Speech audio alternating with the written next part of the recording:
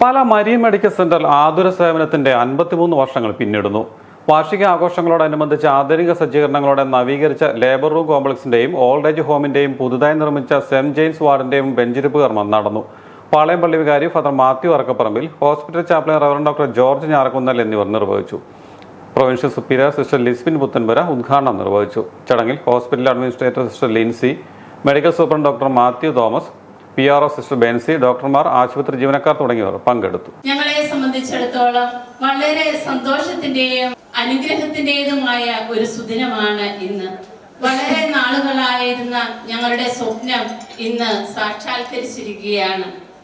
കർത്താവ് ഭവനം പണിയുന്നില്ലെങ്കിൽ പണിക്കാരുടെ അധ്വാനം വ്യർത്ഥമാണ് എന്ന സങ്കീർത്തന വചനം അന്വർത്ഥമാകുമാറ് ഇന്ന് ഇവിടെ 2 കെട്ടിടങ്ങൾ വെഞ്ചരിച്ചു. നവീകരിച്ച ലേബർ റൂമും AC മുറികളുള്ള സെന്റ് ജെയിംസ് വാർഡും.